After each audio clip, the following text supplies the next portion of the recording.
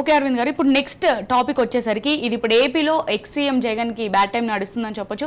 TDP MLA Raghurama Krishnam Raju ex CM Jagan పైన, అలాగే CBI ex DG Sunil Kumar పైన, CID ex DG Sunil Kumar పైన కేసు పెట్టారు. అంటే జగన్ ఒత్తిడి కారణంగానే ఆ టైంలో జైల్లో నన్ను చిత్రహింసలు పెట్టారు అని చెప్పేసి రఘురామకృష్ణంరాజు అయితే కేసు పెట్టడం జరిగింది.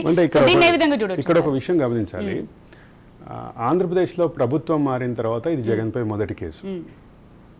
ఇది జగన్పై మొదటి కేసు. ఈ కేసుల పరంపర ఎక్కడ ఆగుతుందో చెప్పలేము అనేది ఫస్ట్ అంచనా. రెండోది సునీల్ కుమార్ విషయంలో, సునీల్ కుమార్ విషయంలో వస్తున్నటువంటి రకరకాల అంశాలతో పాటు సునీల్ కుమార్ నిన్న చేసినటువంటి ట్వీట్ కూడా చర్చనీయాంశమైంది. రాష్ట్ర ప్రభుత్వ వైఖరిని బహిరంగంగా ప్రశ్నించేటటువంటి అవకాశం సివిల్ సర్వెంట్కి ఉందా లేదా అనేటటువంటి చర్చ మొదలైంది. సివిల్ సర్వెంట్గా ఉన్నటువంటి సునీల్ కుమార్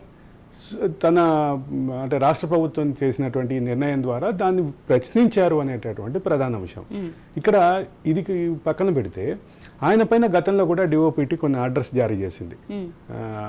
ఆయనకు సంబంధించినటువంటి ఒక స్వచ్ఛంద సంస్థ, అంటే ఇక్కడ ఏదైతే స్వేరో అని ప్రవీణ్ కుమార్ నడిపారో అదే రకమైనటువంటిది ఆయన అంబేద్కర్ సేన అనే పేరు మీద అక్కడ నడిపేవారు. అది సునీల్ కుమార్కి సంబంధించినటువంటి వ్యవహార శైలిని కూడా ప్రశ్నిస్తూ గతంలో డిఓపిటికి చాలా కంప్లైంట్లు వెళ్ళినాయి. దాంట్లో కంప్లైంట్ ఇచ్చిన వాళ్ళలో రఘురామకృష్ణరాజు కూడా ఒకరు. రఘురామకృష్ణరాజు ఇచ్చినటువంటి కంప్లైంట్ ఆధారంగా తీసుకున్నటువంటి గతంలో డిఓపిటి ఏదైతే ఆదేశాలు జారీ చేసిందో అవి ఇంకా పెండింగ్లో ఉన్నాయి. మొత్తం సర్వీస్ రూల్స్ని అతిక్రమించి భారత ప్రజాస్వామ్యాన్ని, అదే సందర్భంలో భారత ప్రజాస్వామ్య స్ఫూర్తిని కూడా ఆయన వ్యతిరేకిస్తున్నారు. కొన్ని దశల్లో ఆయన వ్యాఖ్యలు భారత సార్వభౌమాధికారాన్ని కూడా ప్రశ్నించేలాగా ఉన్నాయి అనేటటువంటిది అక్కడ ప్రధానమైన అంశం. అటువంటి వ్యక్తి ఐపీఎస్గా ఎలా ఉంటారు, ఐపీఎస్గా ఉండే క్రమంలో ఆయన తీసుకున్నటువంటి నిర్ణయాలు, వ్యవహారాలు, వీటన్నిటి మీద ఒక సుదీర్ఘమైనటువంటి కంప్లైంట్స్ వెళ్ళినాయి. ఒకటి కాదు, చాలా వెళ్ళినాయి. అందులో సునీల్ కుమార్కి అత్యంత దగ్గర బంధువైనటువంటి ఒక ఐఏఎస్ ఆఫీసర్ కంప్లైంట్ కూడా, రిటైర్డ్ ఐఏఎస్ ఆఫీసర్ కంప్లైంట్ కూడా ఉంది అనేది చర్చలో ఉన్నటువంటి అంశం. ఇక్కడ సునీల్ కుమార్ వ్యవహార శైలి, సునీల్ కుమార్ వాదాలు, వివాదాలు, ప్రతివాదాలు వీటన్నిటిని పక్కన పెట్టి ఈ కేసు విషయానికి ఆలోచిస్తే ఈ కేసులో 120B అంటే క్రిమినల్ కాన్స్పిరసీ ఒకటి. క్రిమినల్ కాన్స్పిరసీ వీళ్ళందరూ కది ఒక నేరపూర్వమైనటువంటి ఉద్దేశంతో చేశారు అనేది, వీళ్ళందరూ అంటే అందరూ కలిసి చేసినటువంటి అనేది చెప్తారు. అదే సందర్భంలో 166 అంటే ఇది 166 అంటే ప్రభుత్వ ఉద్యోగి ఉద్దేశపూర్వకంగా చట్టాన్ని అతిక్రమించడం అనే దాన్ని చూస్తారు. అట్లాగే 167 ప్రభుత్వ ఉద్యోగి తప్పుడు డాక్యుమెంట్ తయారు చేస్తే ఈ చట్టం వాడతారు. అంటే ప్రభుత్వ ఉద్యోగి తన విధి నిర్వహణలో భాగంగా చేయాల్సినటువంటి రియల్ డాక్యుమెంటేషన్ కాకుండా ఉద్దేశపూర్వకంగా తప్పుడు డాక్యుమెంట్లు సృష్టిస్తే ఈ చట్టాన్ని వాడతారు. అట్లాగే 197 తప్పుడు సర్టిఫికేట్ జారీ. ఇక్కడ దీన్ని ప్రధానంగా గమనించాలి. ఆయనని లాకప్లో టార్చర్ పెట్టారు అని పిటిషన్ కోర్టుకు ఆయన పిటిషన్ వేస్తే కోర్టు దానిపైన జనరల్ ఫిజిషియన్ ఒక డాక్టర్ని రిపోర్ట్ ఇవ్వమని అడిగింది.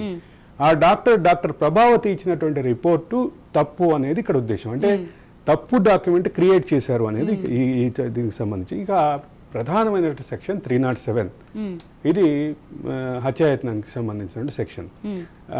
ఈ సెక్షన్ ఇంప్లిమెంట్ చేయడం ద్వారా ఒక క్లారిటీ ఇవ్వబోయింది ఏపీ పోలీస్.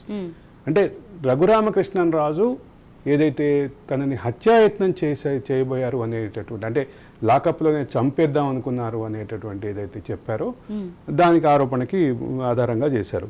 ఇక 326 ప్రమాదకరమైన ఆయుధంతో తీవ్రంగా కొట్టడం లేదా హింసించటం, ఇది ఒక అంశం. అంటే లాఠీలతో కొట్టారు అనేటటువంటి. 465 ఇది ఫోర్జరీ చట్టం, నేను ఇందాక చెప్పినటువంటి చట్టం.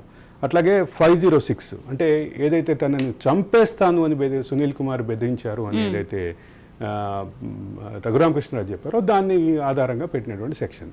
అంటే ఇక్కడ ఆయనని చంపేస్తాను అని బెదిరించడం నేరపూరితమైనటువంటి బెదిరింపుగా చూడాలి.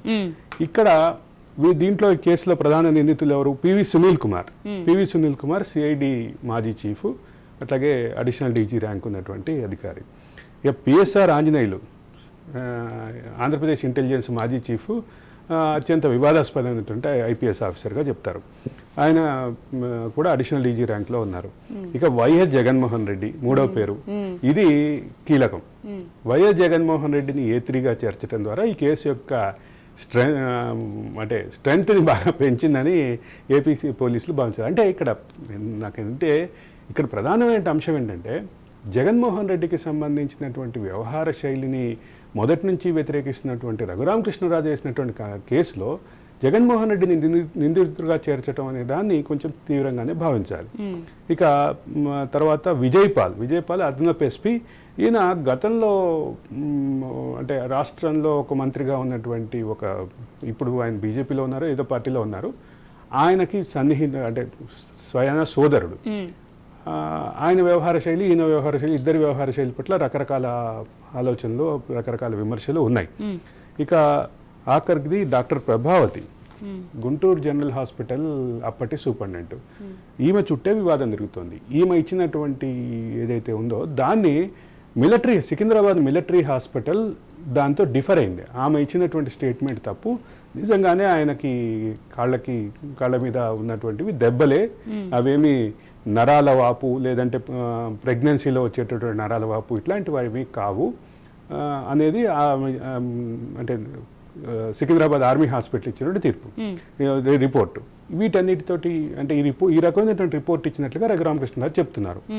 వీటన్నిటిని కలిపి ఆలోచిస్తే ఒక ప్రధానమైన అంశం బయటకు వస్తుంది. ఇక్కడ డాక్టర్ ప్రభావతి ఇచ్చినటువంటి రిపోర్ట్ ఆధారంగానే ఈ చర్చ అంతా ఉంది. కాబట్టి ఈ నేపథ్యంలో ఒక ప్రధానమైన అంశం ఏంటి, ఒక క్రిమినల్ కాన్స్పిరసీ కనిపిస్తోంది అనేది ఒక వాదన. రెండోది 307 అంటే హత్యాయత్నం సంబంధించినటువంటి అవకాశాలు ఉన్నటువంటిది రెండో వాదన. వీటన్నిటిని ముందుకు తీసుకొచ్చి అంటే 3 సంవత్సరాల తర్వాత కేసు పెట్టడం ద్వారా ఈ కేసుని ఎట్లా అంటే సుప్రీంకోర్టు గతంలో కొట్టేసిన నేపథ్యంలో ఎట్లా చేస్తారు అనేది పివి సునీల్ కుమార్ ఒక బహిరంగంగా ట్వీట్ చేశారు. ఈ ట్వీట్ని లింక్ చేస్తూ అసలు ఆయన వాదన డిఓపిటి నిబంధనలకు విరుద్ధంగా ఉందని మరొక వాదనకు మొదలైంది. అయితే దీన్ని అంతటినీ కలిపి రఘురామకృష్ణరాజుకి సంబంధించిన ఒక వాదన ఉంది. ఆయన చాలా క్లియర్గా చెప్తుంది ఏంటంటే సుప్రీంకోర్టు తాము విచారించము, హైకోర్టులో విచారణకి వెళ్ళండి, హైకోర్టుని అప్రోచ్ అవ్వండి అని మాత్రమే చెప్పింది తప్ప ఎక్కడా తన పిటిషన్ని డిస్మిస్ చేయలేదు. అంటే విచారణ అర్హత లేదు అని డిస్మిస్ చేయలేదు. విచారణ అంటే ప్రైమా ఫేసీ ఉంది, బట్ అప్రాపరేట్ కోర్టుకు వెళ్ళండి అని చెప్పింది అనేది ప్రధానమైనటువంటి వాదన. ఈ మొత్తంలో ఒకటి గమనించాల్సిన అంశం ఏంటి, క్రిమినల్ కాన్స్పిరసీకి సంబంధించిన అంశాలను ముందుకు పెడుతూ ఒక రాజకీయపరమైనటువంటి ఉద్దేశంతో చేశారు అనేటటువంటి వాదన ఇప్పుడు జగన్మోహన్ రెడ్డి పార్టీ కానీ బయటికి తీసుకొచ్చే అవకాశం ఉంది. ఆయనకు అనుకూలంగా ఉన్నారనే విమర్శలు ఎదుర్కొన్నటువంటి ముగ్గురు పోలీస్ అధికారులు అలాగే డాక్టర్ కూడా ఆ రకమైనటువంటి ఉద్దేశంతో బయటకు వచ్చే అవకాశం ఉంది.